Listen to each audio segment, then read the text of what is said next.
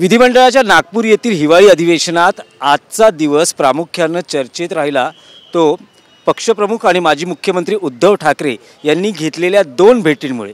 त्यातली एक भेट होती विद्यमान मुख्यमंत्री देवेंद्र फडणवीस, तर दुसरी भेट होती विद्यमान विधानसभा अध्यक्ष ॲडव्होकेट राहुल नार्वेकर। या भेटीवेळी उद्धव ठाकरेंबरोबर त्यांच्या पक्षातील त्यांचे सहकारी नेते, विधिमंडळातील सहकारीही उपस्थित होते। त्यापैकी एक शिवसेना युबीटीचे प्रतोद सुनील प्रभू TV9 मराठीशी बोलणार आहेत। नेमकं या बैठकीत काय झालं, या भेटीगाठींमध्ये काय झालं हे जाणून घेण्याचा या निमित्तानं प्रयत्न असणार आहे।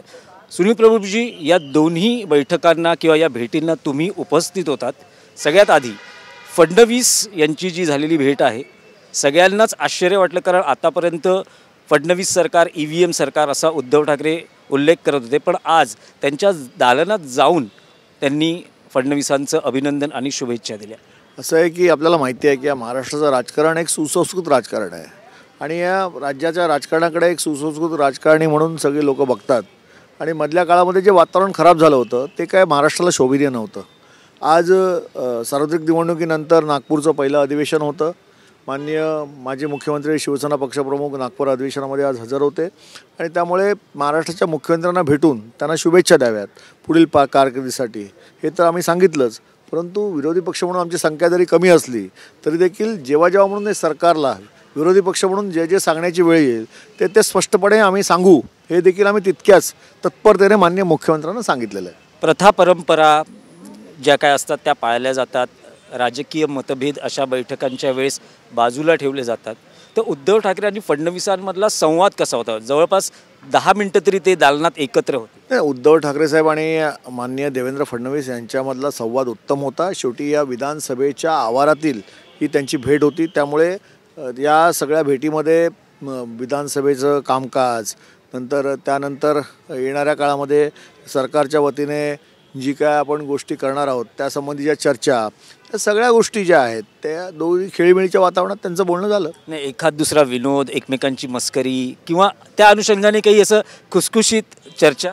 असं आहे की देवेंद्रजींच्या स्वभावाबद्दल आपल्याला माहिती आहे, परंतु संपूर्ण देशाला ठाकरे जे आहेत म्हणजे अगदी प्रबोधनकार ठाकरेंपासून शिवसेना प्रमुख माननीय बाळासाहेब ठाकरे आणि त्यानंतर उद्धवजी ठाकरे ही सगळी मंडळी जी आहेत ती शाब्दिक कोट्या करतात, विनोद करतात। त्यामुळे निश्चितच असा एखादा काही प्रसंग म्हणजे अशा एखादा काही आतला खेळीमेळीच्या वातावरणातच हा सगळा संपूर्ण भेट झाली आणि राजकारणाच्या व्यतिरिक्त येणाऱ्या काळामध्ये शुभेच्छा देणं हा एकमेव उद्देश होता। दोन महाराष्ट्रातले मोठे नेते, एक विद्यमान मुख्यमंत्री म्हणजे आजी मुख्यमंत्री आणि एक माजी मुख्यमंत्री, असं काही बैठकीत किंवा गप्पांमध्ये काही?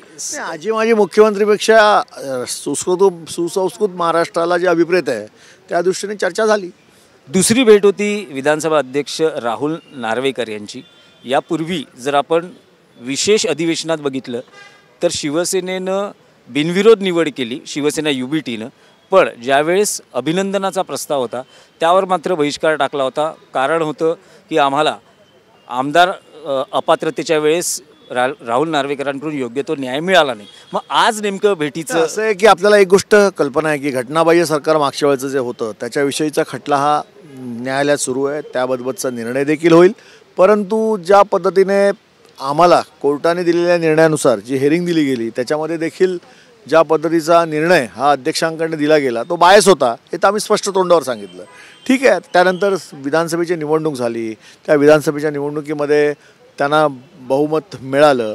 बहुमत कशा पद्धतीने मिळालं आता 13 कोटी जनता त्याच्याबद्दल उद्रेक करते हा भाग वेगळा आहे, परंतु आज बहुमत मिळून सत्तेत बसल्यानंतर अध्यक्ष म्हणून त्यांनी पदभार स्वीकारल्यानंतर त्यांचं भेटणं आणि मोठ्या दिलाने त्यांना अभिनंदन करणं ही महाराष्ट्राची परंपरा आहे। आणि त्यानुसार माननीय उद्धवजी ठाकरे साहेब, माननीय आदित्य ठाकरे साहेब, शिवसेनेचे आम्ही सगळे नेते तिथे गेलो होतो आणि त्यांचं अभिनंदन केलं। या दोन भेटींमागे शिवसेना युबीटीचं काही कॅल्क्युलेटिव्ह राजकारण असल्याचं म्हटलं जाते, कारण अजूनही विरोधी पक्षनेता ठरला नाही आणि विरोधी पक्षनेता जर ठरायचा असेल तर महाविकास आघाडीत नंबर गेममध्ये शिवसेना क्रमांक 1ला आहे, 20 आमदार आहेत, त्याखालोखाल काँग्रेसचे 16 आणि मग NCP शरद पवार गट 10।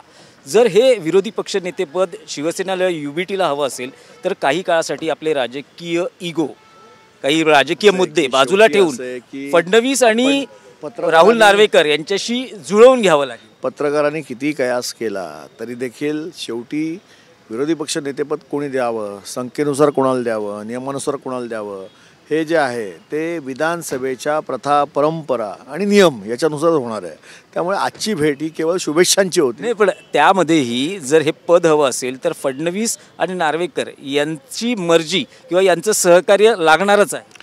निश्चित सहकार्य लागेल, परंतु मी आपल्याला सांगतो की विरोधी पक्षाची निवड ही नियमानुसार, प्रथा परंपरेनुसार जे काय गोष्टी आहेत त्या सगळ्या गोष्टी पडताळून शेवटी अध्यक्ष त्याबाबतचा निर्णय देतील. त्यामुळे आजच्या भेटीमध्ये आणि अध्यक्षांच्या पुढील विरोधी पक्ष नेत्याच्या निवडीच्या कृतीबद्दल त्याचा कोणताही तिळमात्र संबंध नव्हता. भविष्याच्या विधिमंडळ राजकारणात या दोन भेटींनी पुढचं एकूण समीकरण कसं पाहायला मिळेल?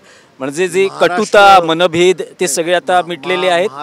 विरोधासाठी विरोध महाराष्ट्र सुसंस्कृत राजकारण्यांचा आहे. विरोधापेक्षा विरोध करण्यापेक्षा सर्वसामान्य नागरिकांवरती होणाऱ्या अन्यायासाठी त्या ठिकाणी वाचा फोडणं हे विरोधी पक्षाचं काम आहे. संख्येने आम्ही कमी असलो तरी देखील या बाबीत कष्टकरी, शेतकरी, महिला, गरजू आणि तिकडे होणारा अन्याय, अत्याचार, कायदा सुव्यवस्था या सगळ्या गोष्टी आम्ही विधानसभेमध्ये तितक्याच तत्परतेने मांडणार हे मात्र सत्य आहे. TV9 मराठीशी बातचीत केली त्याबद्दल आपले आभार.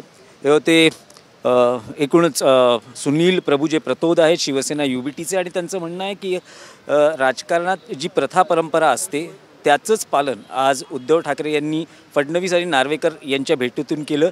ही कुठलीही विधिमंडळ राजकारणात विरोधी पक्षनेता असेल किंवा अन्य कुठले हेतू असतील साध्य करण्यासाठी कॅल्क्युलेटिव्ह बैठक नव्हती, तर फक्त प्रथा परंपरा पाळण्याच्या दृष्टीनं आज शिवसेना UBTचे नेते आणि प्रमुख उद्धव ठाकरे यांनी पुढाकार केला.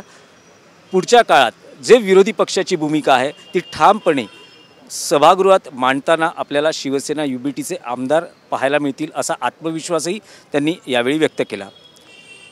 व्हिडिओ जर्नलिस्ट ओम साईरामसह दिनेश दुखंडे, TV9 मराठी, नागपूर.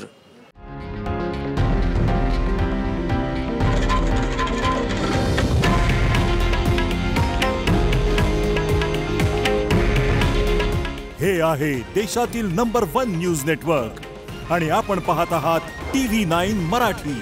काळजी तुमची, हित महाराष्ट्राचं.